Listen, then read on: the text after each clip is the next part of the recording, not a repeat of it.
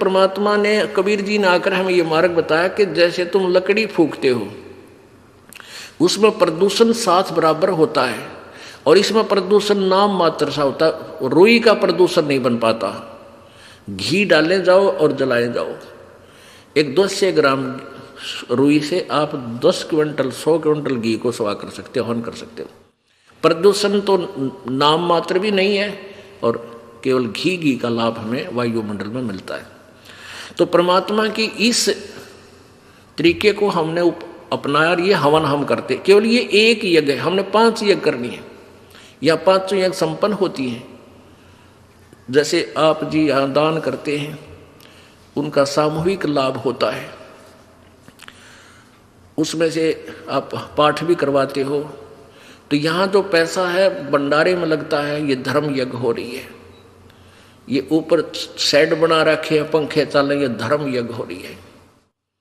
एक यज्ञ है धर्म की, दूसरी यज्ञ है ध्यान। यहाँ आकर भगवान याद आता, दूसरी बात याद नहीं आती। ये ध्यान यज्ञ होगी, भगवान के चरणों में उसकी याद बनी रहना, ये ध्यान यज्ञ है। और तीसरी यज्ञ हवन की।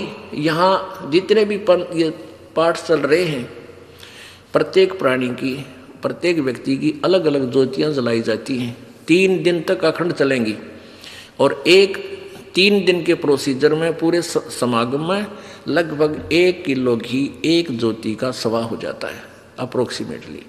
और फिर भी यहाँ दिन रात हवन हम अलग से भी एक ज्योति जला कर छोड़ देते हैं।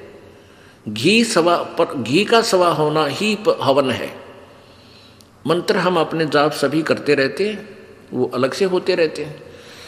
तो ऐसे हम दिन रात यहाँ अखंड ज्योति जलती हैं। जैसे जो पुण्यात्मा ज्योति हवन नहीं कर सकते घर पे, या और एक्स्ट्रा ज़रूरत है उनको ग्लूकोज चढ़ाने की, तो यहाँ ज्योति के लिए पैसा जमा करा देते हैं, हम उनका हवन यहाँ करते रहते, ज्योति चलती रहती। तो इस प्रकार जो केवल हवन करते हैं और इनकम्प्लीट मंत्र जाप करते हैं, उनको मोक्ष नहीं हो सकता। हाँ, वर्क डन अवश्य मिलेगा, जैसा जिसने किया वैसा लाभ मिलेगा, लेकिन हमें तो मोक्ष कराना है। वो मोक्ष होगा इस पूरे प्रोसीजर से, पूरे ट्रीटमेंट से। अब जैसे खेत में बीज दिया और खाद पानी डाला नहीं, और खाद घेर दिया, पानी डाला नहीं, तो भी व्यर्थ है। तो एक हवन यज्ञ ही कर देना, तो समझो जल नहीं डाला, खाद डाल दिया तो और बेकार कर दिया। तो इस प्रकार परमात्मा ने ही आकर हमें ये सुचारू प्रोसीजर परमात्मा के पाने का बताया है। अप आरती अप साजे, अप किंगर अप बाजे, अप ताल जहाँ जनकारा, आप न से आप देख नारा, कह कबीर ऐसी आरती गाऊं, आप आवाजे आप सुनाऊं। परमात्मा ने स्वयं ही आकर दास बनना पड़ा, स्वयं ही आकर यहाँ पर भगत बनना पड़ा, स्वयं ही आकर तत्वदर्शी संत बनना पड़ा, और भगवान तो वो है ही। आज का प्रसंग सत्संग प्रारंभ हुआ था कि जैसे वर्क डन ही जीव को मिलता है, यहाँ पर कर्म प्रधान है, बिल्कुल सत्य है, कर्म प्रधान है। अब हम वो कर्म क्यों ना करें जिससे हमारा मोक्ष हो। हम वो कर्म करें जिससे, कर्म तो करना ही है, पेट के लिए तो कर्म सेपरेट है, लेकिन भक्ति मार्ग के जो कर्म हैं वो हम वही करें जिससे हमारा मोक्ष हो। तो यहाँ का प्रोसीजर है, यहाँ का विधान है कि जैसे कर्म करेगा वैसा ही फल मिलेगा। जो शास्त्र विधि त्याग का मनमाना आचरण यानी कर्म करेगा, साधना करेगा, तो उसको यूजलेस है। गीता अध्याय नंबर 16 के श्लोक नंबर 23 में, मन तू पावेगा अपना किया रे, भोगेगा अपना किया रे। मन तू पावेगा अपना किया रे, भोगेगा अपना किया रे। सत्संग परमपिता परमात्मा परमेश्वर कबीर जी अपनी महिमा और तत्व ज्ञान का प्रचार स्वयं ही करने के लिए आते हैं। उन्होंने गुरु के ऊपर बहुत महत्व दिया है कि गुरु का होना अति आवश्यक है, और गुरु वही होता है जो परमेश्वर का कृपा पात्र होता है, या स्वयं परमेश्वर ही होते हैं, और कोई गुरु नहीं होते हैं। बाकी तो नाम के गुरु होते हैं, वो नकली गुरु होते हैं। उसका प्रमाण आपके समक्ष है, रह रहकर आपको प्रत्यक्ष भी कर रहे हैं कि जिनको हम ऋषि मानते थे, वर्तमान में जो सतगुरु कहलाते हैं, जगत गुरु की उपाधि भी वो लगाए हुए हैं, करोड़ों श्रद्धालुओं के भी वो मुखिया बने हुए हैं, वो गुरु नहीं है, उनके पास वो तत्व ज्ञान नहीं है। तो परमात्मा ने गुरु जी के ऊपर बहुत वाणी बोली है और हमें ये समझाने की चेष्टा की है कि आप परमात्मा के रिप्रेजेंटेटिव को, गुरु को, उन्हीं के स्वरूप मानकर ही आप अपना कल्याण करा सकते हो, अन्यथा नहीं। जैसे गुरु मानुष कर जानते ते नर कहिए अंध, ओवे दुखी संसार में आग गए यम के फंद। अब गुरु जी को मानुष करके जानते हैं तो हम उतना ही लाभ प्राप्त कर सकेंगे, क्योंकि परमेश्वर स्वयं आए थे और 120 वर्ष बनारस में, काशी शहर में एक जुलाहे धानक की भूमिका करके वो परमात्मा सहशरीर चले गए, सहशरीर आए थे। तो उस समय हम उनको परमात्मा नहीं मान पाए, नहीं समझ सके, क्योंकि हमने परमात्मा का सिद्धांत, परमात्मा की जो थ्योरी सुनी थी, परिभाषा सुनी थी, वो ये सुन रखा था कि भगवान निराकार है, और कोई ये कहता है कि साकार में दुल्हा परमात्मा आया है, उसकी कोई नहीं सुनते थे। इसलिए हम परमात्मा को पहचान नहीं सके। अब इस दास को परमेश्वर ने भेजा है, कबीर जी की दया से ये दास, उन्होंने यहाँ गुरु बनाया है अपनी कृपा बख्श के। तो परमेश्वर स्वयं कहते हैं कि गुरु को मानुष नहीं जानना चाहिए, फिर आपकी इतनी ही भावना बनी रहेगी।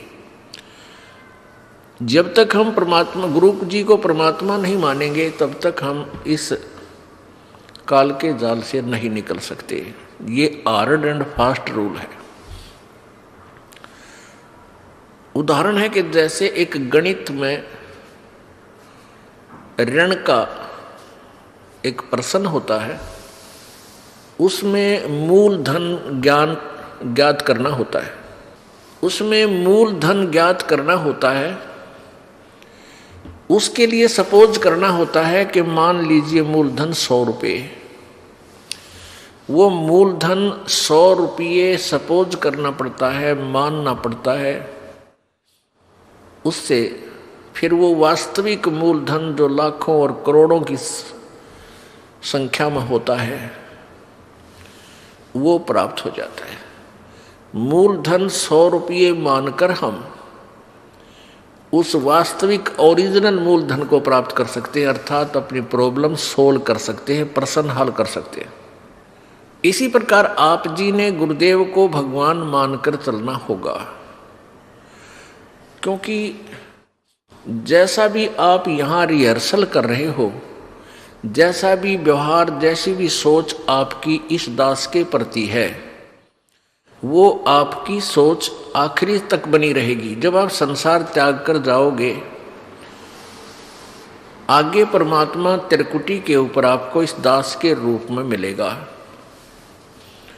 और वहाँ वो परमात्मा आपकी सद्भावना, आपका शिष्टाचार, आपके अंदर के विचार कि आप कैसी भावना इस दास के प्रति रखते हो, तो वहाँ आपके हृदय की अंतर्यामी परमात्मा वहाँ आपकी फिर परीक्षा होती है, लेगा। तो इसलिए आप जी ने परमात्मा के आदेश अनुसार गुरु जी को परमात्मा मानना चाहिए।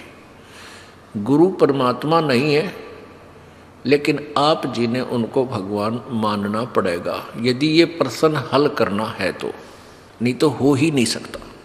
ये नियम है।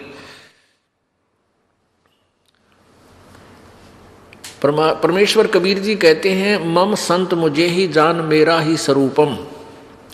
मेरे संत को, मेरे प्रतिनिधि को मुझे ही जान, वो मेरा ही स्वरूप समझ लेना।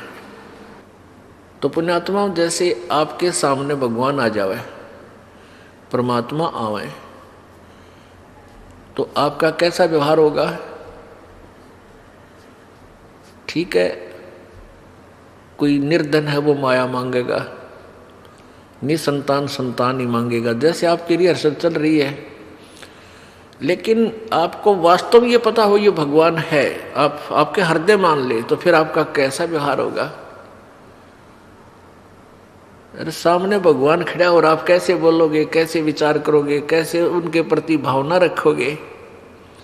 उनको अंतर्यामी जान के आप मन में सोच भी गलत नहीं ला सकते और लेनी भी नहीं चाहिए।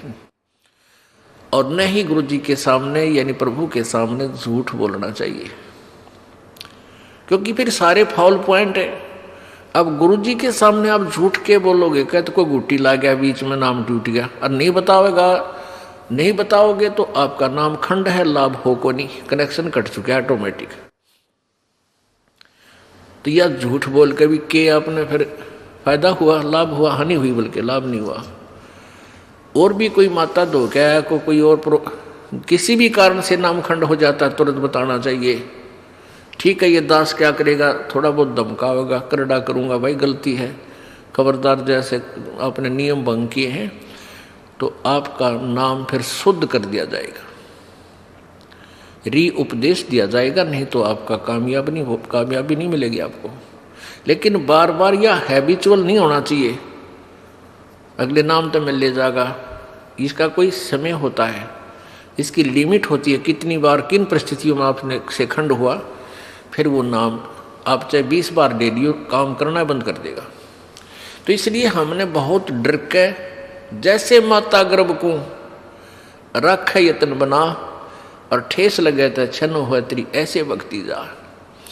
किसी बहन बेटी को काफ़ी समय के उपरांत गर्भ रहा हो, फिर वो जाने है उस बच्चे की, उस गर्भ की वो कितनी चिंता करती है। रात में भी करवट लेते समय भी एकदम आंखें खुल जाती हैं, तो देखती है कहीं मेरे बच्चे पर दाब तो नहीं आएगी, कहीं बच्चा मेरा खराब तो नहीं हो जा। ऊंचे नीचे पर पैर टेकते समय भी वो कई बार सोचती है। तो पुण्यात्माओं, ऐसे ही ये भक्ति रूपी गर्भ को आपने ऐसे यत्न बनाकर बचा कर रखना पड़ेगा, फिर ये अनमोल लाल आपको मिलेगा। जैसे माता गर्भ को रखे यत्न बनाए और ठेस लगे तो क्षीण हो जाए, तेरी ऐसे भक्ति नसाए। तो हमने अपने इस लाल भक्ति रूपी गर्भ को बहुत सुरक्षित रखना है।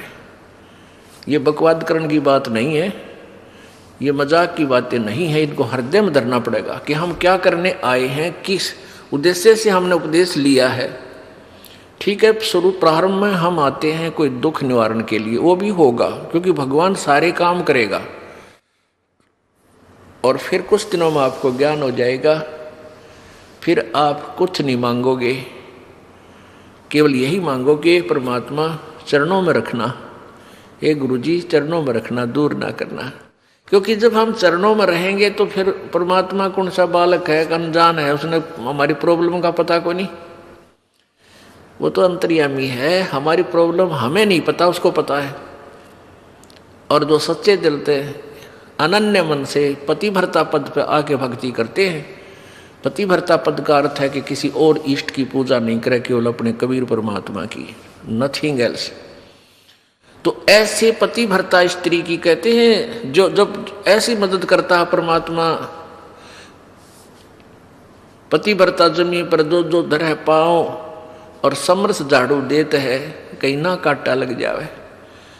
जैसे पतिभर्ता यानी एक इष्ट पर आश्रित और सभी उपासनाएं छोड़कर सच्चे दिल से गुरु मर्यादा में चलती हुई जो आत्मा पुण्य आत्मा है, वो पतिभर्ता परमात्मा के प्रति है।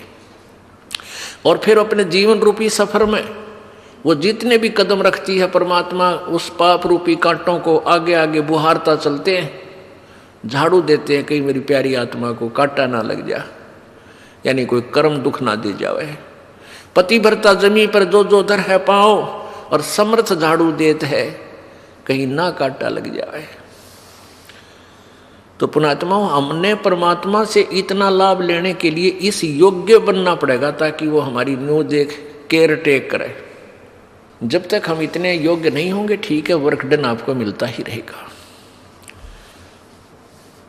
अब प्रसंग चल रहा है कि गुरु गोविंद दोनों खड़े और किसके लागू पाए, बलिहारी गुरु अपना गोविंद दिया मिलाए। और कहते हैं कबीर हरि जय रूठ जा, तो गुरु की शरण जाए और कहे कबीर गुरु रूठ गया था ना, हर नहीं करे सहाय। अब जैसे जिस प्राणी के पुण्य अक्षीण हो जाते हैं, जब तक पुण्य रहते हैं तब तक तो प्रत्येक प्राणी सुखी नजर आता है। घर में भी, व्यवसाय में भी, बाल बच्चे भी ठीक हो जाते हैं, शादी ब्याह भी हो जाता है। और फिर जब पाप कर्मों का दौर प्रारंभ होता है, क्योंकि ये मिश्रण कर रखा है काल भगवान ने, हमारा प्रारंभ बना रखा है, तो हमारे संचित पुण्य और पापों में से जो डिपॉजिट हैं जन्म जन्मांतर के, उनमें से एवरेज रेशो से निकाल के अब आपका प्रारब्ध बना रखे, उसमें पाप भी मिला रखे हैं और पुण्य भी। पुण्य से सुख होता जा रहा है, फिर पुण्य वाला बैटरी आपकी डिस्चार्ज होगी, वो खाता खत्म हो गया। अब पाप वाला शुरू हो गया, आपत्ति पर आपत्ति, आपत्ति पर आपत्ति आप पर प्रारंभ होगी। और जब तक आप आन उपासना भी करते थे, किसी नकली गुरु की शरण में भी थे, तो भी आपके घर में सुख होता जा रहा था। आप ये सोच रहे थे हमारे सतगुरु जी की दया से सब कुछ हो रहा है, और फिर उसी सतगुरु जी की शरण में रहते रहते सारी ब्रेन माटी होगी। फिर कहाँ गया वो सतगुरु जी? इम्प्रूव होना चाहिए था, तो आप तो बिल्कुल गिरावट में आ गए। तो पुण्य समाप्त हो गए, पाप शुरू हो गए। जब इंसान कोई गधा दुखी हो जाता है तो वो क्या कहता है, भाई मेरा राम रूस गया, मेरा भगवान रुष्ट हो गया, मेरा भगवान रूस गया, मेरे ऊपर आपत्तियां आ गई। और जो सुखी नजर आता है उसको आम आदमी का आग्रह, इस पर भगवान राजी हो रहा है, इसका परमात्मा राजी है, इसके घणे अच्छे कर्म हैं। तो परमेश्वर क्या बताना चाहते हैं कि जैसे आपके पुण्य समाप्त हो गए, अब जैसे कोई व्यक्ति एक नल पर से घड़ा भर ले गया पानी का और कहीं दूर जाकर के कार्य कर रहा है, खेत में या मजदूरी, किसान का काम या जैसा भी, या अपने घर पे ले आया, जब तक वो जल है उस घड़े में तो कोई प्रॉब्लम नहीं। और जब घड़े का जल समाप्त हो जाता, समस्या आ जाती है और प्यासे मर जाते हैं, तो कहाँ जाते हैं? फिर हैंडपंप के पास जाते हैं और उसकी करके पूजा यानी सेवा करके हैंडपंप से फिर भर लेते हैं। तो यहाँ परमात्मा कहते हैं कि जैसे वो जल है वो तो मान लो भगवान, क्योंकि जल से प्यास बुझी, आनंद हुआ, सुख हुआ। और नल का समझ लो गुरु, क्योंकि गुरु बिना भगवान मिला को नहीं, ये नियम है। तो हैंडपंप ने तो गुरु मानो और मटके के जल को भगवान मान लो, वो आपके पुण्य है। तो आपके जब पुण्य समाप्त हो गए, आपके मटके का जल समाप्त हो गया, तो कहाँ जाओगे? हैंडपंप के पास जाओ, उसकी सेवा करो, मोमेंट दो उस हथली को और फिर भर लाओ। और जो हैंडपंप पे खराब कर दिया आपने, फिर जल ना मिला आपको। तो यहां क्या बताना चाहते हैं? गुरु गोविंद दोनों खड़े और किसके लागू पाए? एक तरफ हैंडपंप है, दूसरी तरफ एक मटके में जल है। तो कहते हैं किसको अधिक आदर करूं? एक तरफ भगवान खड़ा है मान लीजिए, एक तरफ गुरु जी हैं, तो किसको प्राथमिकता दूं? परमात्मा उत्तर भी दे रहे हैं कि बलिहारी गुरु अपना जिन गोविंद दियो मिलाए। फिर क्या बताते हैं? कबीर हरि जय रूठ जा, यानी तुम्हारा राम रूस गया, आपत्तियां शुरू होगी, वो घड़े का जल समाप्त हो गया। तो गुरु की शरण में जा, यानी पूर्ण संत के पास शरण में पहुंच और कह कबीर गुरु रूठ गए तो हर ना करे सहाय। आपने गुरु जी के प्रति ही कोई दुर्भावना पैदा कर ली, कोई उसमें दोष देख लिया अपनी ही सोच अनुसार, या कोई यहाँ अपने मर्यादा भंग कर दी, तो उससे गुरु रुष्ट हो जाता है। जैसे इस दास को जब पता चलता है कि ये व्यक्ति यहाँ आ भी रहा है और कहता मैं नाम भी ले रखा है और ये बीड़ी भी पीवा है, गुट्टी भी लगा जाता है कभी कभी, तो तब मैं रुष्ट होता है, ये दास रुष्ट होता है, दुख होता है मुझे कि कोई फायदा नहीं इसके यहाँ आने का, और 2-4 आन और बिगाड़ेगा कि देखियो भी बीड़ी पीवा है वहाँ रामपाल का शिष्य होकर के।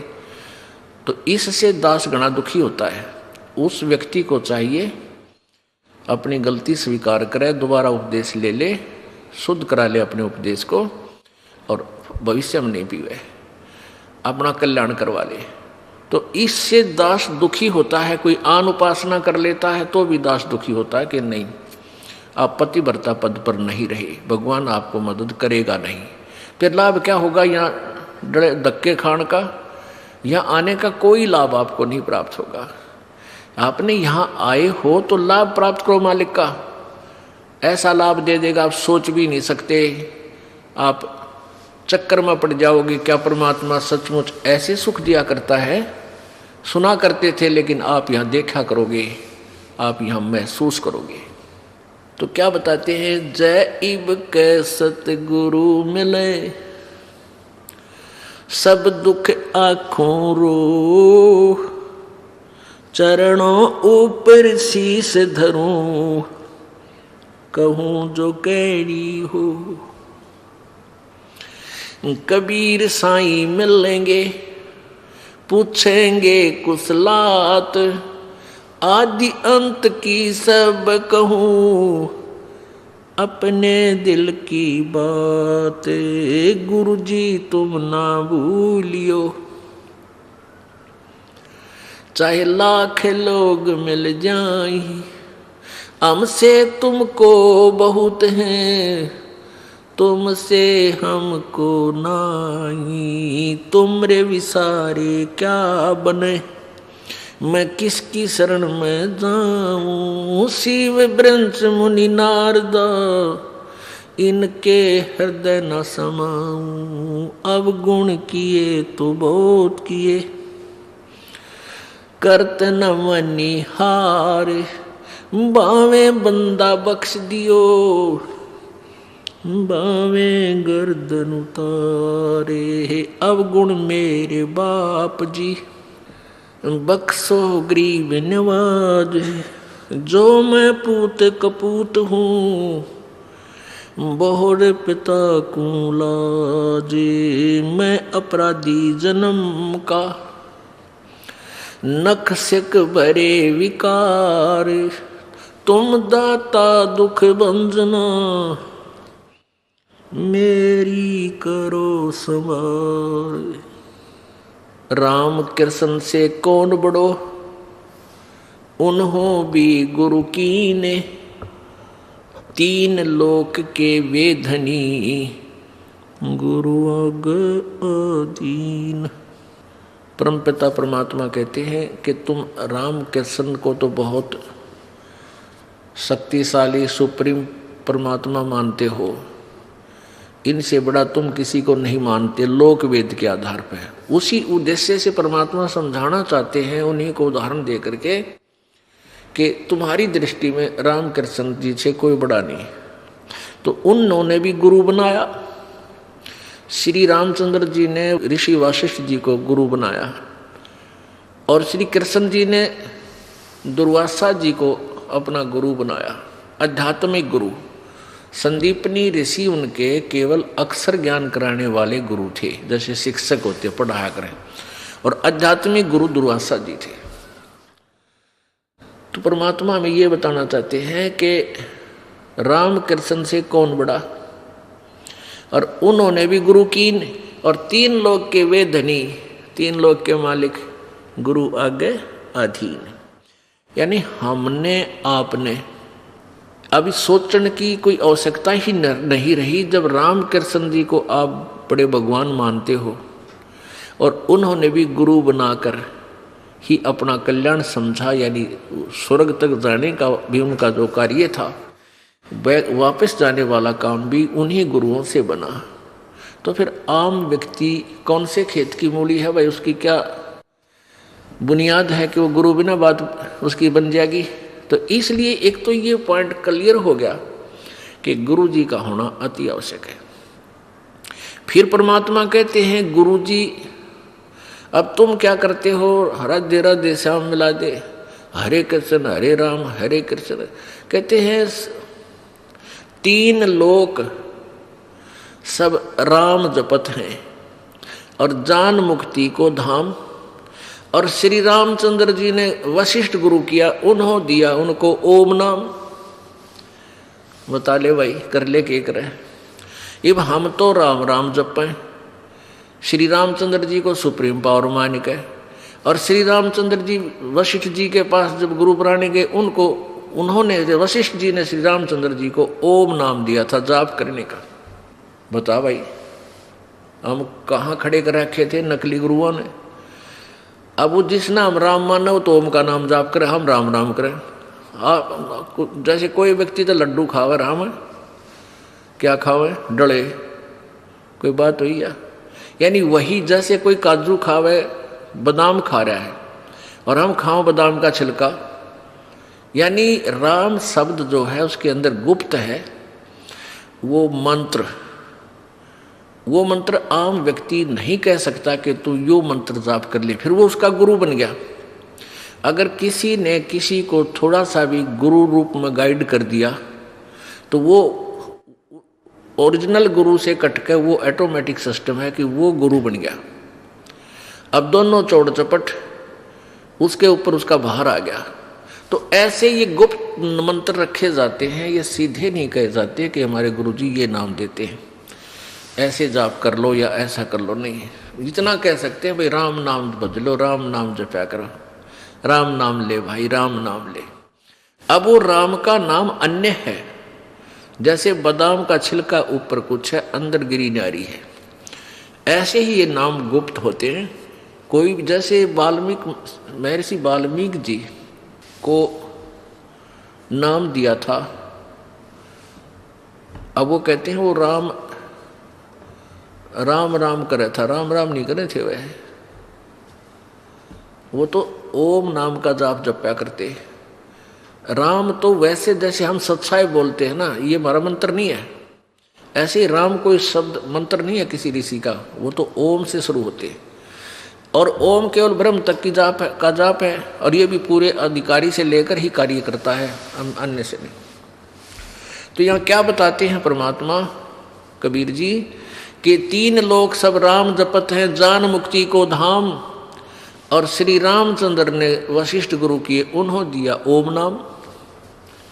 अब रामचंद्र जी तो ओम नाम जप पर, तुम राम राम जपो। वाह भाई वाह, किसे बेचड़ा रखे थे हम।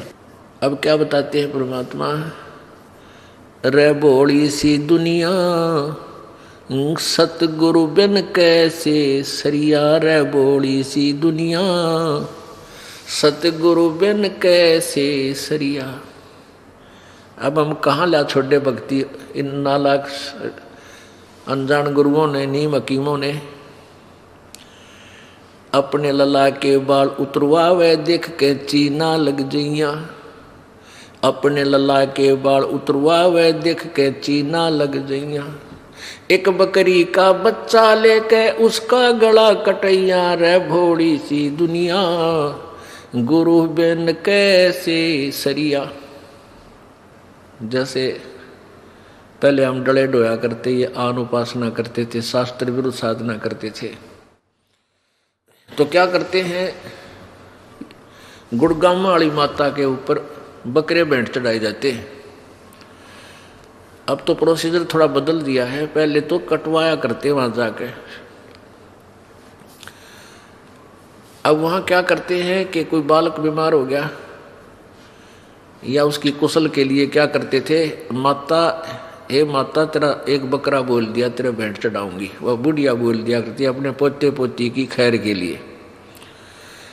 और फिर जैसे ये बच्चे के जो प्रथम बाल होते हैं, इनको क्या करा करते, पहले अपने इष्ट धाम पर चढ़ा कर करते। तो परमात्मा क्या कहते हैं, हम कैसे मूर्ख बना रखे थे इन नकली संतों ने।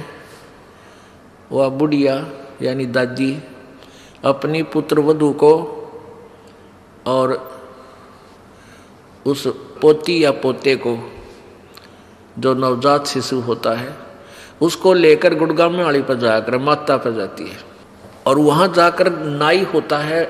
ये वहम बाढ़ रखे हमारे कि भ्रमणा पैदा कर रखी है कि पहले बाल जो है अपने इष्ट दाम पर चढ़ाकावे, नहीं तो बालक का ऊक चूक हो जा। तो ऐसे लेकर चली जाती है, कहाँ, माता के ऊपर है। और वहाँ नाई बैठा होता है, उसको कहती है भाई नाई के मेरे पोते के बाल काट दे, मेरे लल्ला के बाल काट। और धीरे धीरे काटना, देख रहे कदे कैंची लाग जाए इसके कच्चा सर से। अब बुढ़िया कहती है उस नाई को कि भाई ध्यान से काटिए बाल मेरे बच्चे पोते के, कैंची ना लग जाए इसके कि दर्द पीड़ा हो जा। कहते अपने लल्ला की तो इतनी चिंता तेरा कैंची का भी दर्द थोड़ी चुभ ना जा, और एक बकरी का लल्ला लेके और उसका गला कटवा दिया। अरे तेरा गजब भैया, एक बकरी का बच्चा लेके उसका गला कटवा दिया, माता तेरा बैठ चढ़ा दिया। इन मूर्खा ने न्यू मूर्ख बना रखे थे। अच्छा वह माता ये बकरे खावेगी, वह तो डायन होगी, फिर वह तो डायन होगी। माता तो काजू खावे, किशमिश खावे, सेब संतरे खावे, हलवा बनवा ले, पूरी बनवा ले रहे बूढ़े आदमी हो, और वह माता बैठी है बड़ा कुत्ते मुत्ते। अब परमात्मा क्या कहते हैं, रे बोली सी दुनिया सतगुर बिन कैसे सरिया, अपने लला के बाल उतरवावे देख के चीना लग जिया, और एक बकरी का बच्चा लेके उसका गला कटिया।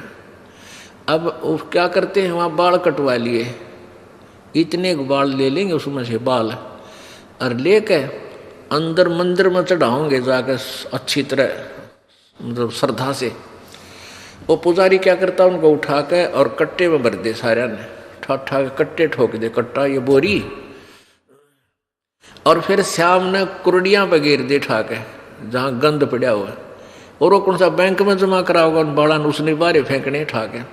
तो आप क्यों ना अपने काट के कितने घेर दो उन्हें, इन बालों के चक्कर में पड़ के मेरा ने कितनी समस्या पैदा कर रखी है।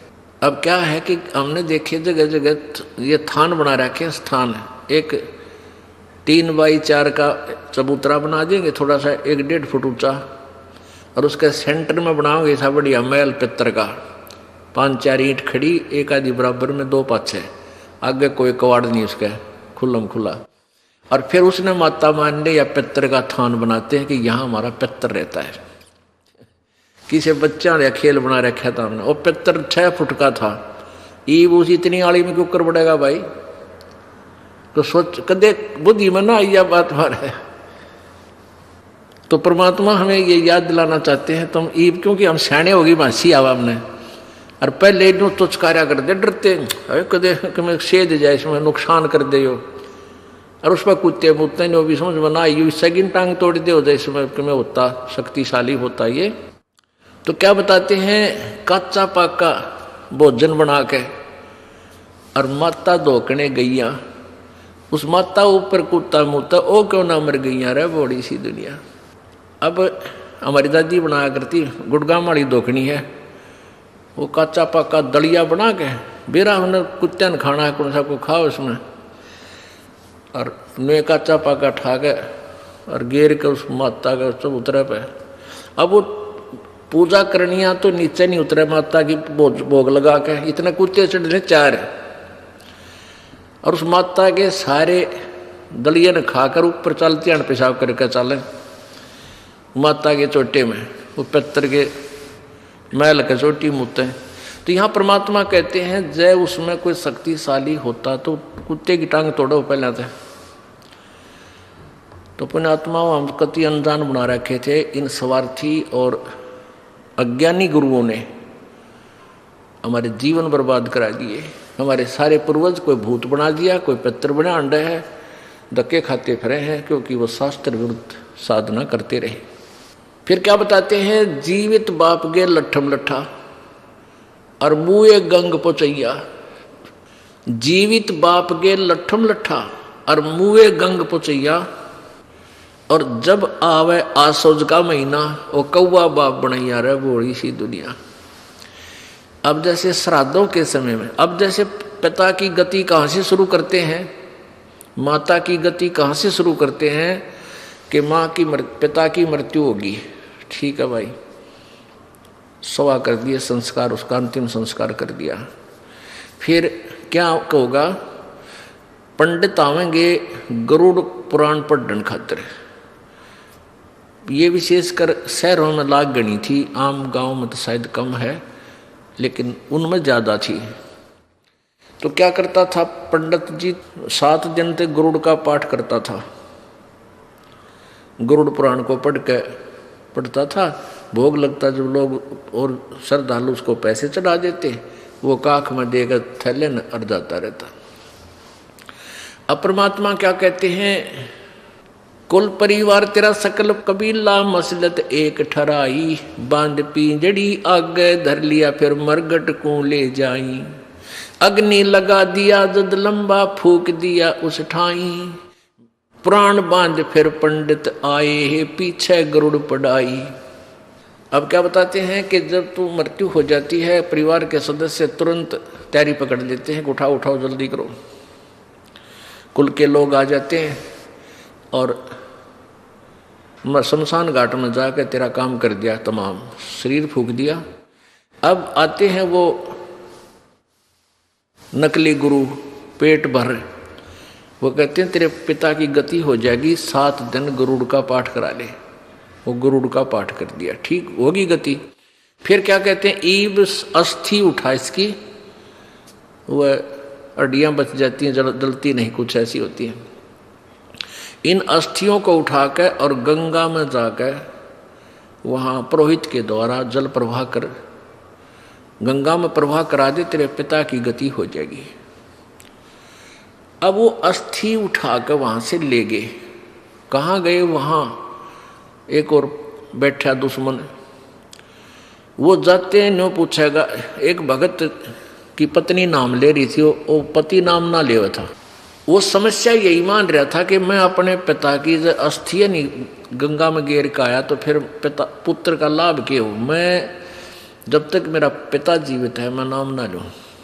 उस पत्नी को नाट्या नहीं करता, यह भी उसकी अच्छी यानी भावना थी। तो एक दिन वो उसका कोई ताऊ चाचा मर गया, उनके साथ चला गया, अस्थि ले गए।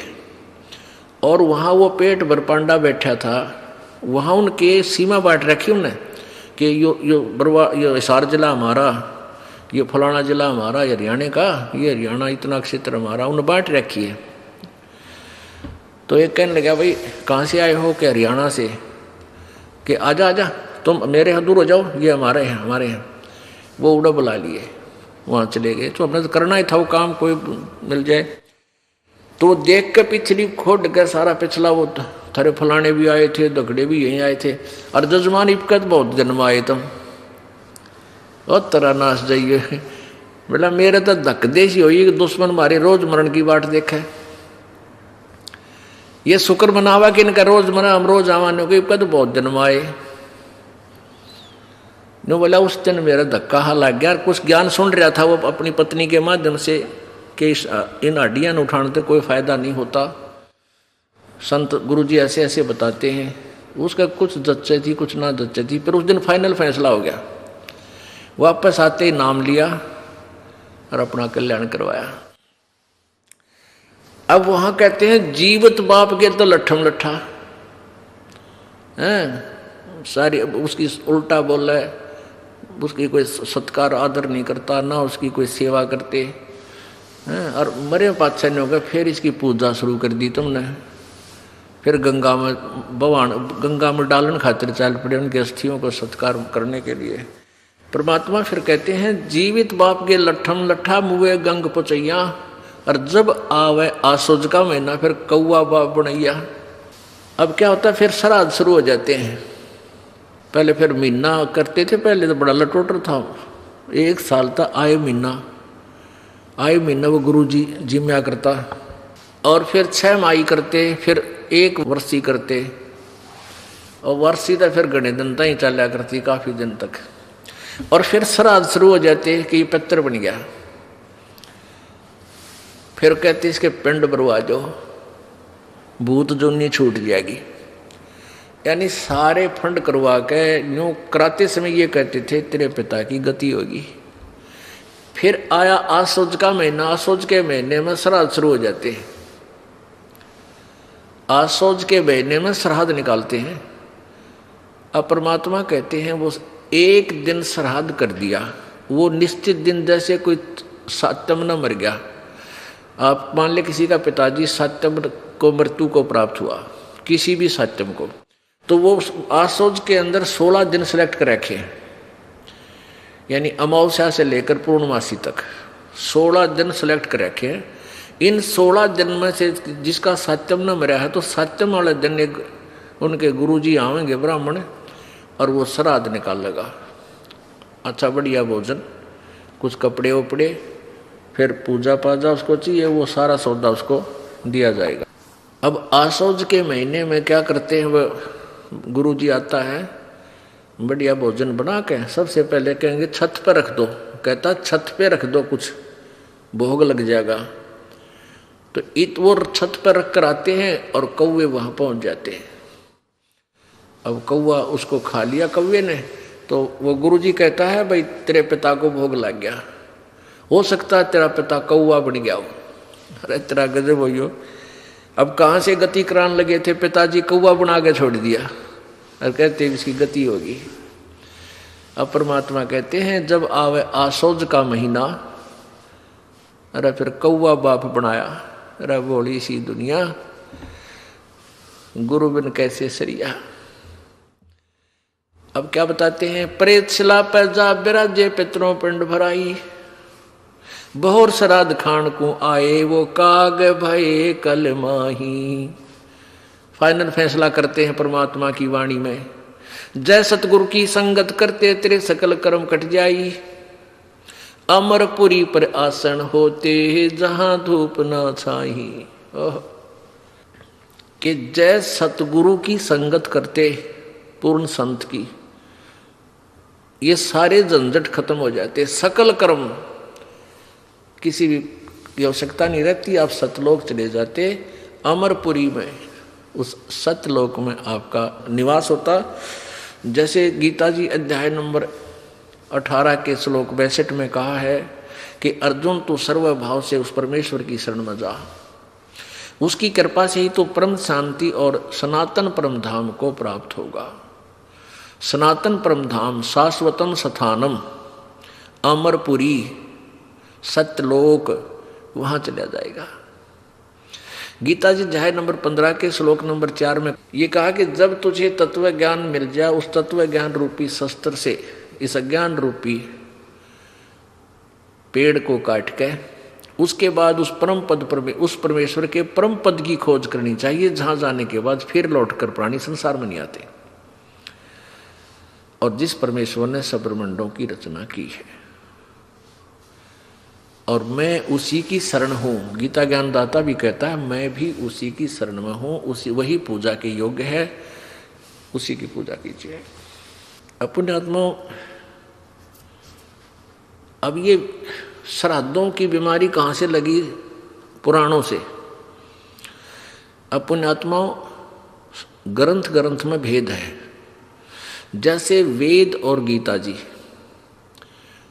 पवित्र चारों वेद, पवित्र गीता जी, ये प्रभु द्वारा दिया गया ज्ञान है, ब्रह्म द्वारा, यानी ब्रह्म को दिया था परमात्मा कबीर जी ने, और ब्रह्म ने फिर दिया है यहाँ आपने ज्ञान दिया है यहाँ ब्रह्मांड में। तो ये जो ज्ञान है वेदों का और गीता जी का, ये विधान है प्रभु का। और जो पुराण है वो किसी ऋषि या आन देवता की अपनी सोच, अपनी थ्योरी, अपना विधान है, उसकी आज्ञा है। तो पुण्यात्माओं, हमने इन पुराणों में लिखे विधान को नहीं स्वीकार करना है। जैसे आपको उदाहरण देते हैं कि जैसे एक व्यक्ति का दरोगा सोचो मित्र था, और उस व्यक्ति ने अपने मित्र से कहा कि मेरा पड़ोसी बहुत दुखी कर रहा है, कुछ इसका विकल्प बताओ।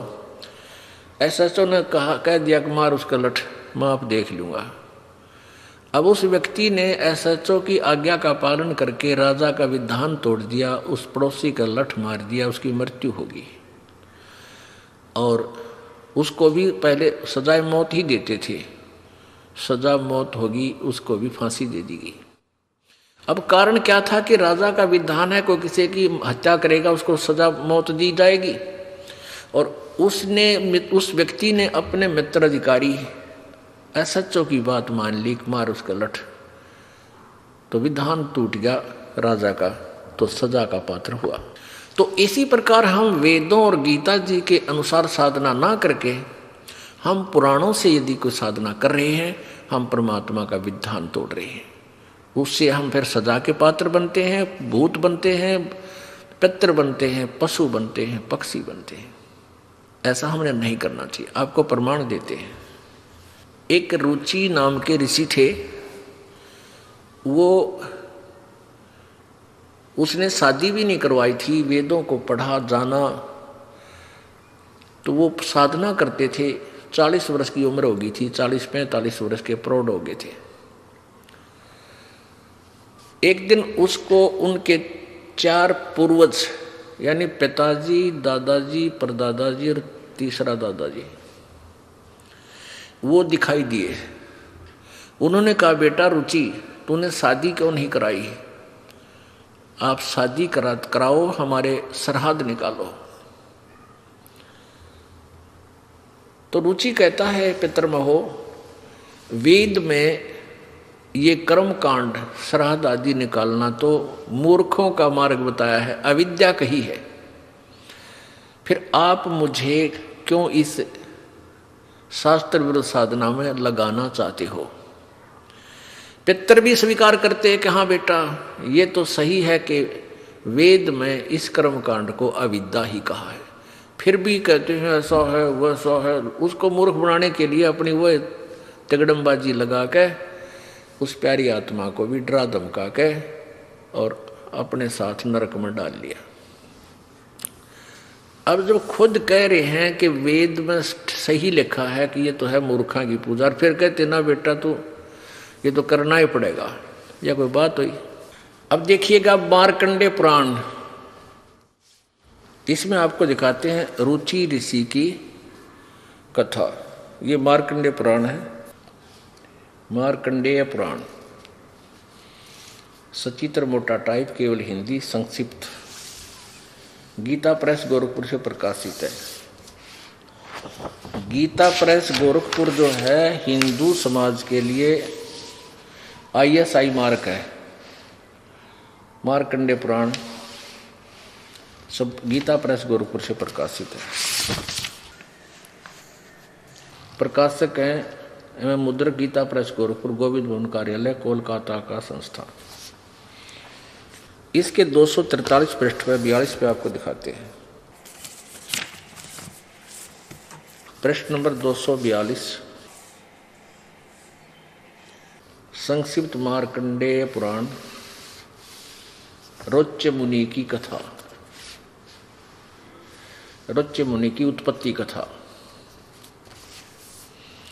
मार्कंडेय जी कहते हैं, ब्रह्मन पूर्व काल की बात है, प्रजापति रुचि ममता और अहंकार से रहित इस पृथ्वी पर विचरते थे। उन्हें किसी से भय नहीं था, वे बहुत कम सोते थे। उन्होंने न तो अग्नि की स्थापना की थी, उन्हें अपने लिए घर ही बना रखा था। वे एक बार भोजन करते और बिना आश्रम के ही रहते थे। उन्हें सब प्रकार की आसक्ति से रहित एवं मुनिवर्ती से रहते देख उनके पितरों ने उनसे कहा। पितर बोले, बेटा विवाह स्वर्ग और अपवर्ग का हेतु होने के कारण एक पुण्यमय कार्य है, उसे तुमने क्यों नहीं किया? गृहस्थ पुरुष समस्त देवताओं, पितरों, ऋषियों और अतिथियों की पूजा करके पुण्यमय लोकों को प्राप्त करता है। मोक्ष नहीं, पुण्यमय लोकों को प्राप्त करता है। वह सभा के उच्चारण से देवताओं को, शब्द से पितरों को तथा अन्नदान, बलि, वैश्वदेव आदि से भूत आदि प्राणियों एवं अतिथियों को उनका भाग समर्पित करता है। पितृ पूजा, भूत पूजा ये कर्म कांड है। बेटा हम ऐसा मानते हैं, गृहस्थ आश्रम को स्वीकार न करने पर तुम्हें इस जीवन में क्लेश पर क्लेश उठाने पड़ेंगे तथा मृत्यु के बाद और दूसरे जन्म में भी क्लेश ही भोगने पड़ेंगे। रुचि ने कहा, पितरगण ये देखो ये सारे भूत इकट्ठे हो रहे, ये देखो ये रुचि ऋषि खड़ा है नीचे और ये ऊपर चारों भूत इकट्ठे हो गए, इसको देखिए। अब न्यो पितार दादार परदादार चौथा दादा दिख जा, कलदा बैठ जा आदमी का है, तो इन भूता ने नो डगमग कर रखे हम। तो ऐसे फिर कुछ श्रद्धा बन जाती है। जो ना बेरा एक कुएं में गिर गया, कोई दरिया में बह रहा है मान लिया आपका पिताजी, तो आप उसको गेल छलांग लगा के क्या उसको बचा सकते हो? नहीं। उसको निकालने का तरीका कोई रस्सी फेंक दे और कहे इसको पकड़ लो, तुम भी बाहर आ जाओ। और अब ये तो दरिया में डूब चुके थे, अपने बच्चे को कह रहे तू भी आ जा हमारे साथ, यहीं आ जा, यानी ये कर्म कर और मर कुएं में पड़ गए। अब देखो रुचि ने कहा पितृगण परिग्रह मात्र ही प्रयत्न दुख एवं पाप का कारण होता है तथा उससे मनुष्य की अधोगति होती है। यही सोचकर मैंने पहले स्त्री संग्रह नहीं किया। मन और इंद्रियों को नियंत्रण में रखकर जो ये आत्म संयम किया जाता है वह भी परिग्रह करने पर मोक्ष का साधक नहीं होता। ममता रूप कीचड़ में सना हुआ होने पर भी यह आत्मा जो परिग्रह शून्य परिचित जल से प्रतिदिन धोआ जाता है वह श्रेष्ठ प्रयत्न है। पितर बोले बेटा जितेंद्रिय होकर आत्मा का प्रश्न करना उचित है, किंतु तुम जिस मार्ग पर चल रहे हो वो मोक्ष मार्ग है। तरह से बोलो अब वो पितर राजी नहीं उसके मोक्ष होने में, नहीं होगा तुम जो मार्ग से जाओ तो मोक्ष मार्ग है, तो पितर बने मारा की तरह भूत बन जा। ये देखो पितर बोले बेटा जितेंद्रिय होकर के आत्मा का प्रक्षाकलन करना उचित है, किंतु तुम जिस पर चल रहे हो वो मोक्ष मार्ग है। पूर्व जन्म में किया हुआ मानव का शुभ अशुभ कर्म सुख दुख में भोगों के रूप में प्रतिदिन भोगने पर ही क्षीण होता, जैसा इन्हें ज्ञान था। आगे देखो रुचि ने पूछा पितामह हो वेद में कर्म मार्ग को अविद्या कहा गया है, फिर क्यों आप लोग मुझे उस मार्ग में लगाते हो? पितर बोले यह सत्य है कि कर्म को अविद्या ही कहा गया है, इसमें तनिक भी मिथ्या नहीं। फिर के टट्टू रह गया, फिर के रह गया पितरो ये मरवा दिया बोला आदमी और गेल ला लिया। फिर कहें ऐसा है ना बनू कर दे, पितर ऐसा दे देते हैं, पितर आशीर्वाद दे देते हैं, पितर इतना तो कर दे मैं इसका थन खराब कर दे, लेकिन ठीक नहीं कर सकते। ठीक तो परमात्मा ही करेगा आशीर्वाद दे के उसके नाम पे। तो अब देखो ये खुद कह रहे हैं कि इसमें कोई झूठ नहीं भाई, सत्य या अविद्या, इसमें तनिक भी मिथ्या नहीं। फिर के बच गया बात पक्ष है, फिर इसको भका भकू के ला के पीछे इन्होंने बोला ये भी कहने लगा जी मैं तो बूढ़ा हो गया, मैंने कौन लड़की देगा, 40 साल की उम्र होगी मेरी, 42-45 की। तो ये पितर बोले तू तप कर ले, उसने तप किया। फिर एक स्त्री आई अपनी लड़की ने लेकर, एक ऋषि जी आप मेरी लड़की से शादी कर लो, जब उसने शादी करी और फिर पितर वाले खड्डे में रुचि फिर पड़ गया, आप भी गिर गया। ए परमात्मा ए बंदी छोड़, और वो पितर खुद कहे तू तो मोक्ष मार्ग पर लग गया, गलती कर दी, पितर नहीं बना वो पितर बनवा दिया। अब पुण्यात्मा हमने ये ज्ञान कदे सुनाया नहीं था, और ये तो ऋषि सत्र के ज्ञान है जो ऋषि बता रहे हैं भाई तूने ये क्यों ना करवाया, सिर आज क्यों ना काट दिया। अब पुण्यात्माओं अब विष्णु पुराण के अंदर श्राद्धों के विषय में काफी डिटेल दी है। वो डिटेल दे कौन रहा है? कहीं तो औरव ऋषि राधा सगड़ को बता रहा है, और ये कह रहा है कि मैंने ये बात पितरों से पता लग गया था, पितरों ने ऐसे बताया। अब पितर आप तो भूत बने हुए हैं, उनके द्वारा दिए गए ज्ञान को वो उन्होंने पुराणों में लिख लिया, और उस पुराण के आधार से फिर उन्होंने आगे। अब देखिएगा ये आपको विष्णु पुराण दिखाते हैं, श्री विष्णु पुराण गीता प्रेस गोरखपुर से प्रकाशित। इसके कौन है अनुवादक?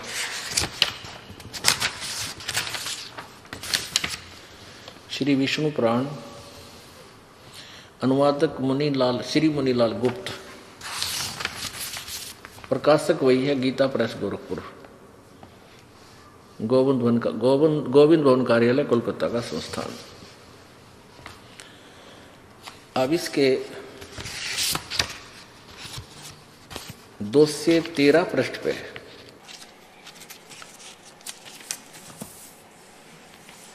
ये देखिएगा, तृतीय अंश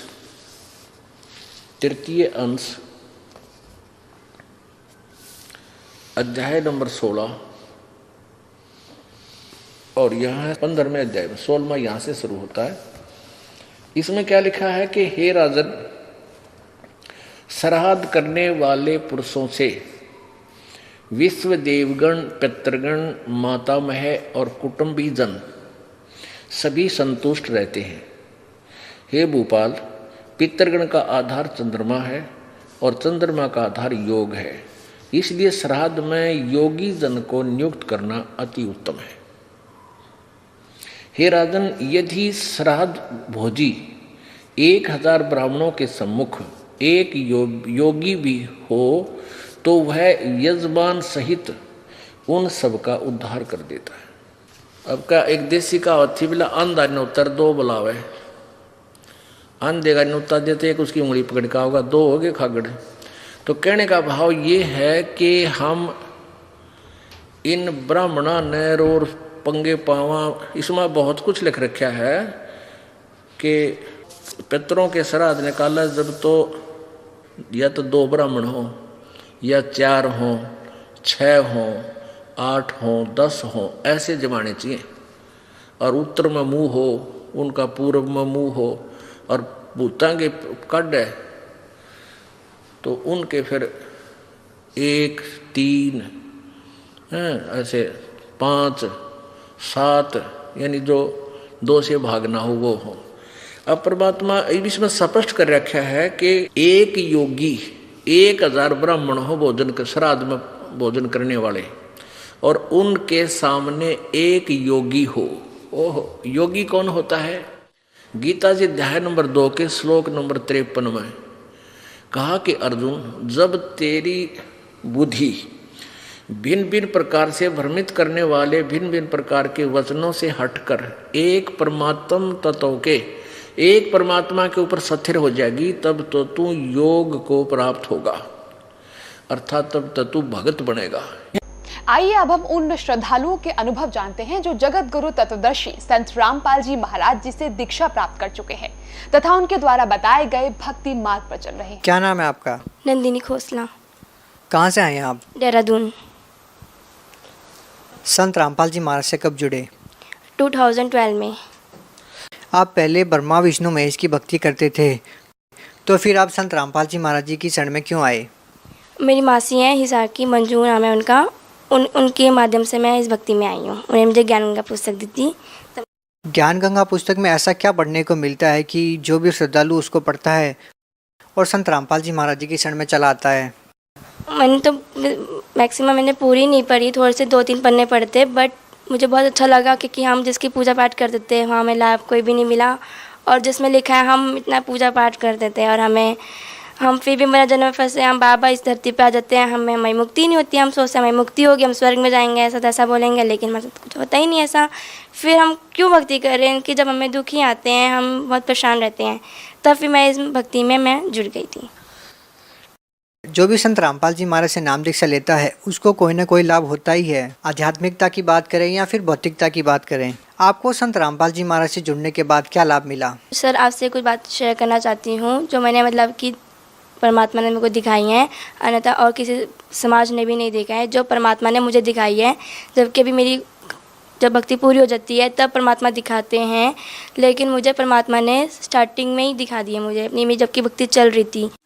क्या दिखाया संत रामपाल जी महाराज जी ने? जैसा कि आपने बताया कि भक्ति पूरी होने के बाद वो चीज़ें देखी जा सकती है जो आपने भक्ति पूरी होने से पहले देखी है। और जो लोग कहते हैं कि मरने के बाद किसने देखा, क्या कहना चाहते हैं आप? क्या देखा आपने जो आप बताना चाहते हैं? तत्वदर्शी संत रामपाल जी महाराज मुझे सपने में आए, मेरे को लेके गए, विमान में बिठाकर मुझे सतलोक लेके गए हैं गुरुजी। पहले नर्क आया, नर्क में बहुत जीवात्माएं रो रही थी, तड़प रही थी, परमात्मा को पुकार रही थी। जैसा कि आपने बताया कि संत रामपाल जी महाराज जी ने आपको सतलोक, नरक दर्शन, स्वर्ग दर्शन कराते हैं, पूरा डिटेल में बताइए, स्टार्टिंग कहाँ से होती है, क्या क्या आपने देखा, पूरा बताइए। मेरे को पहले परमात्मा मतलब कि उड़ा कर एकदम ले गए, पहाड़ बीच में पहाड़ वगैरह भी। आप बार बार में संत रामपाल जी महाराज व परमात्मा शब्द संबोधित कर रहे हैं, कृपया यहाँ पर आप क्लियर करते चले कि किस टाइम पे आप परमात्मा को देखते हैं और किस टाइम पे संत रामपाल जी महाराज को देखते हैं, कौन आपके साथ होता है? संत रामपाल जी, तत्वदर्शी संत रामपाल जी मेरे भी साथ में थे।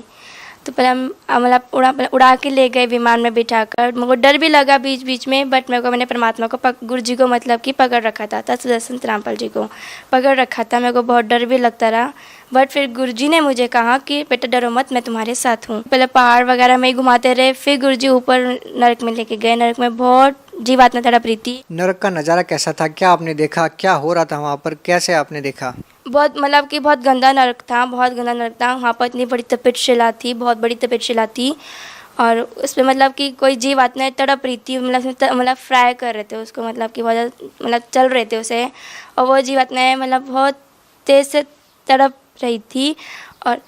और मतलब कि आगे मतलब कहीं को मतलब कि घसीटा जा रहा था, किसी मतलब कि कोड़ों से मारा जा रहा था, बहुत ज़्यादा मतलब कि अपने पापों को वो कर रही थी, वो भुगतान कर रही थी। और गुरु जी मतलब तत्वदर्शी संत रामपाल जी महाराज मेरे बगल में थे, और उन्होंने मतलब कि मुंह फेर लिया था, वो पीछे तरफ कर लिया था।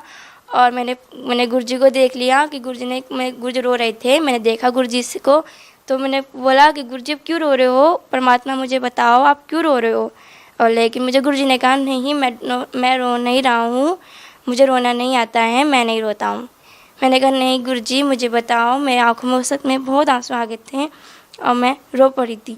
फिर गुरु जी ने कहा कि बेटा देख, मेरी जीव आत्मा कैसे तड़प रही थी, मेरे को पुकार रही थी, बट मेरे को अब तभी नाम दीक्षा लेंगे जब ये मतलब कि जब मेरे को प्राप्त करेंगे तो दोबारा से इनको मनुष्य जीवन मिलेगा, तभी मेरे को प्राप्त करके तभी भक्ति करके तब चलेंगे मेरे साथ। मैंने कहा ठीक है गुरु जी। मतलब मेरे को आंसू आ गए थे गुरु जी के, और गुरु जी में भी आ गए थे। फिर गुरु जी आगे स्वर्ग में लेके गए। स्वर्ग में बहुत अच्छा था, मतलब बहुत अच्छा रहन सहन था वहाँ पर, बहुत अच्छा रहन सहन था वहाँ पर। मतलब कि डांस वगैरह, नाच गाने वगैरह भी चल रहे थे, और वहाँ पर जिनकी भक्ति अच्छी होगी वो मतलब कि वहाँ पर सब ठाट मजे कर रहे थे वहाँ पर वो। फिर आगे ब्रह्मा विष्णु महेश, मतलब आगे गुरु जी, फिर आगे विमान में बैठे बैठे ही आगे गए हम, आगे पहाड़ भी थे वगैरह भी थे। फिर आगे हम ब्रह्मा विष्णु महेश के लोक में गए हम, वो सब बैठे हुए थे, अपनी बातें वगैरह कर रहे थे, बहुत सुंदर लग रहे थे वो, बहुत बहुत सुंदर लग रहे थे वो। फिर आगे परमात्मा मतलब आगे फिर पहाड़ काला सा अंधेरा आ गया, फिर अंधेरा फिर से आ गया। फिर मतलब आगे ज्योति निरंजन काल बैठा हुआ था वहाँ पे, और मैं उसे देख के बहुत डर गई थी। मैं उस वक्त कबीर परमात्मा आ गए थे। उस वक्त जगत गुरु तत्वदर्शी संत रामपाल जी महाराज नहीं थे, कबीर परमात्मा थे, और मैं कबीर परमात्मा के बगल में खड़ी थी। बट मेरे को डर लगने लगा, आगे सामने ज्योति निरंजन काल था, मैं गुरु जी के पीछे छुप गई।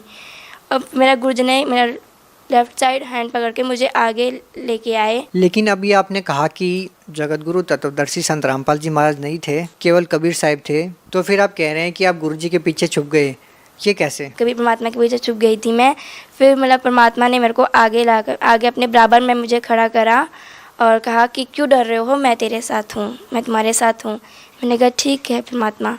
फिर आगे ज्योति निरंजन बैठा था, उसके मतलब कि कुंडल जैसे बाल थे, बहुत घने घने बाल थे, और वो मतलब बहुत बड़ा था, मतलब उसका शरीर भी इतना, बॉडी इतनी गंदी थी उसकी, बहुत गंदी थी वो, बहुत गंदा दिख रहा था वो। लंबी मतलब मोटी मोटी सी आँखें, मतलब बड़ी बड़ी नाक वगैरह, और उसके नेल्स भी कितने गंदे थे उसके, बहुत गंदा इंसान था वो, मतलब बहुत गंदा था वो, और उसे डर भी लग रहा था, बहुत डरावना था बहुत ज़्यादा। फिर उसने मेरे को रोक लिया, उसने मेरे को रोका क्योंकि ये परमात्मा, वो मतलब पहले गुरु जी कैसे हो गया, और कहा कि गुरु जी पिता परमात्मा इसे कहाँ लेके जा रहे हो, इसकी भक्ति नहीं है, इसे कहाँ लेके जा रहे हो। फिर पिता परमात्मा कबीर परमात्मा ने कहा इसकी भक्ति पूरी है, देख लो। और फिर उन्होंने देखा, ज्योति निरंजन काल ने देखा मेरी भक्ति को, मतलब कि उसने अपनी रील वगैरह चलाई, उसने देखा कि इसमें भक्ति पूरी थी, और मेरी मतलब भक्ति पूरी हो गई थी। फिर आगे आके हाँ इसे जी परमात्मा इसे आप ले जा सकते हो, वो ऐसे कहने लग गया ज्योति निरंजन कि जी परमात्मा इसे आप ले जा सकते हो, इसकी भक्ति पूरी है। तो बाकी ठीक है जी। फिर गुरु जी ने कहा, उसने अपना सिर मतलब यूँ कर लिया, और सिर रख के मैंने उसके ऊपर पैर रखा। पैर रखते ही मेरे को बहुत डर लगा। मैंने गुरु जी को बोला, गुरु जी मैं नहीं रख पाऊँगी, मुझे बहुत डर लग रहा है। कि नहीं मैं तेरे साथ हूँ, ये कुछ नहीं करेगा, तू पैर रख इसके सिर पे। फिर मैंने पैर रखा सिर पे और उसका सिर ऐसे हो गया था, नीचे इसने कर लिया था और मैंने सिर पे पैर रखा उसके। फिर मतलब विमान आगे मुझे लेके चले गए परमात्मा। आगे अंधेरा सा आया, मतलब कि पहाड़ भी आए, परमात्मा एकदम बहुत तेज़ स्पीड में लेके गए विमान को।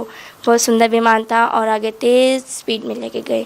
और कुछ बातें मैं आपको 100 में से 10% मैं शायद बता पाऊँगी, क्योंकि मैं कुछ बातों का मैं वर्णन नहीं कर पा रही हूँ कि मैं उन शब्द उन जो मन कहना चाह रही हूँ उन वर्ड्स में नहीं दे पा रही हूँ, मुझे समझ नहीं आ रहा है। सतलोक के बारे में मैं कहना चाहती हूँ कि फिर मेरे को पूरी सतलोक ले गए। इतना बड़ा सुंदर गेट था, मतलब चमकदार गेट था, मतलब उसमें रोशनी सी आ रही थी, जैसे गुरु जी का घर आने लगा, अपना परमात्मा पिता का घर आने लगा, हमारा घर आने लगा। तब फिर वो बहुत रोशनी आ रही थी उसे आगे उसमें से। तब फिर हमने वो गुरु जी को देखते उसने गेट को अपने आप खुल गया। फिर हम आगे गए, आगे बहुत अच्छे मतलब कि इधर शीश महल वगैरह ऐसे मतलब इस टाइप में था। बहुत सुंदर महल थे, इतने सुंदर सुंदर महल थे अंदर, मतलब कि काफ़ी और खाली पड़े थे, मतलब कि काफ़ी मतलब एक मैक्सिमम कम भरा होगा, एक भी कमरा मतलब कम वो है मतलब। और सब देख के मतलब खुश भी होते। फिर परमात्मा आए गुरु जी, मतलब कभी परमात्मा आए आगे। फिर आगे गए हम, फिर उनका आसन था, आसन भी बहुत चमकदार रोशनी टाइप था, बहुत गोल्डन कलर का था, बहुत मस्त था, बहुत सुंदर था वो। उसमें गुरु जी बैठ गए, मैंने फिर गुरु जी भी आसन पर बैठ गए। अब गुरु जी मैं आराम करो, तुम घूम लो। मैंने कहा ठीक है परमात्मा मैं यहाँ घूम लूँ, ओके। फिर मतलब गुरु जी ने कहा ठीक है। मैं चली गई, वहाँ पे एक सतलोक की एक माई मिली, उसका मतलब कि बहुत लंबे लंबे मतलब कि उनके लंबे लंबे वो थे, उनके शरीर वगैरह थे, बहुत कद बहुत बड़े बड़े थे, उनके कद बहुत बड़े बड़े थे और बहुत सुंदर था। उनके चेहरे पे नूर बहुत आ रहा था, नूर बहुत था उनके चेहरे पे।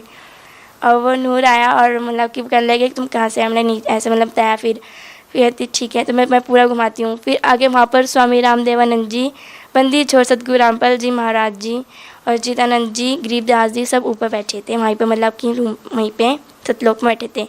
तो मैं उनको देख के मैं बहुत खुश हुई। मैंने उनको देख के दंडवत प्रणाम करी, दंडवत प्रणाम करके और मैंने से बातचीत की, चरणों की सेवा दी। और मैं मतलब मुझे आँख में रोना आ गया और मैं भागकर मैं गुरु जी कभी परमात्मा के चरणों में मैं गिर गई और मुझे रोना आ गया उनके चरणों पे। फिर गुरु जी उठ गए, मतलब सो रखे थे वो, तो गुरु जी सो रखे थे, मैं उठ गई और फिर गुरु जी कहे क्यों रो रहे हो। मैंने गुरु जी आपने मेरे को बहुत बड़ी चीज़ दे दी है, अब मैं परमात्मा कभी नहीं जाऊँगी, अब मैं यहीं रहूँगी आपके पास। फिर गुरु जी ने कहा नहीं तुम नीचे जाओगी, वो भक्ति मेरी थी और अपनी भक्ति जो मंत्र मैं देता हूँ उन मंत्र का जाप करो, फिर तुम्हारी भक्ति पूरी हो जाएगी, फिर तुम आ जाना वापस इस यहाँ पर अपने घर में। फिर गुरु जी ने कहा वो मेरी भक्ति थी, सिर्फ दिखाया है कि तुम आगे मतलब कि अपनी भक्ति ढंग से कर सको, दृढ़ बन के कर सको, इसलिए दिखाया है। और अपनी भक्ति जल्द अच्छे से कर और नीचे जाइयो तू। फिर परमात्मा ने मैंने कहा गुरु जी ने कहा तुम्हें भूख लग रही है। मैंने कहा जी परमात्मा मुझे भूख लग रही है, क्या खाओगे। फिर गुरु जी ने मैंने कहा कि गुरु जी खीर खाऊंगी, परमात्मा मुझे खीर खानी है। फिर गुरु जी ने मुझे खीर खिलाई, 2 कटोरी मैंने खीर खाई, बहुत टेस्टी थी। मतलब उसमें इतना जो हम घर में बनाते हैं जो हम नीचे खाते हैं उसमें कोई मोला वो था ही नहीं, एकदम इतनी स्वादिष्ट से मतलब पता नहीं हमने कहा ऐसे कौन सी खाई हमने कि आज तक वो स्वाद है अभी तक है मेरे मुँह में। हाँ मुझे फ़ील हो रही थी जब मतलब कि मैं अपने मतलब कि मैं उठी तब मेरे को फ़ील हुई थी, तब मतलब कि मैंने ऊपर खीर खाई 2 कटोरी तो मेरा पेट भरा हुआ था, मुझे फ़ील हो रहा था उस वक्त। अक्सर जो लोग भक्ति करते हैं, साधनाएं करते हैं, उनको कुछ भी प्राप्त नहीं होता है, कुछ भी चीज़ें नहीं मिलती है। संत रामपाल जी महाराज की शरण में जो भी आता है उनको फील होता है, उनको पता होता है कि अध्यात्म से अच्छी तरह से जुड़े हुए हैं। तो जो लोग कहते हैं कि मरने के बाद किसने देखा, तो आपने मरने के बाद जहाँ लोग जाते हैं, स्वर्ग में जाते हैं, नरक में जाते हैं, वो आपने देखा, आपने स्वर्ग देखा, नरक देखा। आप उन लोगों को क्या कहना चाहेंगे जो लोग ये कहते हैं कि मरने के बाद किसने देखा?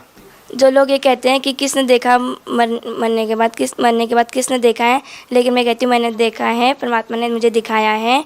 और आप इस भक्ति में आएँ, जगत रामपाल जी महाराज जी की भक्ति में आओ और फिर आपको जो मुझे दिखाया है फिर उस भक्ति से आपको भी माता दिखा सकते हैं और उनके बारे में पता भी चलेगा आपको। अभी जो आपने ये बताया ये आध्यात्मिक लाभ है, ये व्यक्ति को मरने के बाद प्राप्त होते हैं, लेकिन इस संसार में रहने के लिए भी भौतिक लाभ की, मानसिक लाभ की ज़रूरत होती है इंसान को।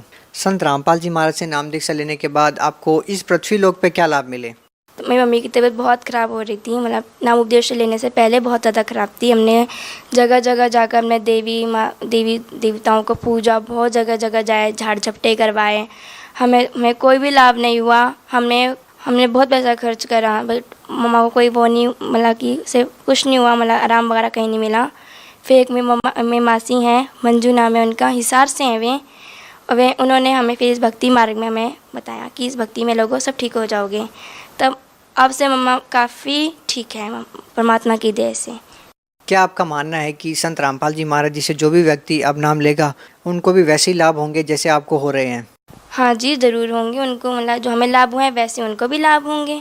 भगत समाज को क्या संदेश देना चाहते हैं? भगत समाज को यही संदेश देना चाहती हूँ कि इन परमात्मा की भक्ति में आएँ और अपना जन्म मरण से पीछा छुट। जो पुस्तक आपने पढ़ी ज्ञान गंगा, उस पुस्तक को पढ़ने के बाद आपका जीवन बदल गया, वो पुस्तक श्रद्धालु कैसे मंगवा सकते हैं? साधना टीवी पे वो जो येलो कलर की नीचे वो पट्टी सी आती है, उस पे मतलब कि निम्न नंबर्स भी हैं जिसे अपने आप पुस्तक कांटेक्ट कर सकते हैं, उनसे कांटेक्ट कर सकते हैं और पुस्तक ले सकते हैं। बहुत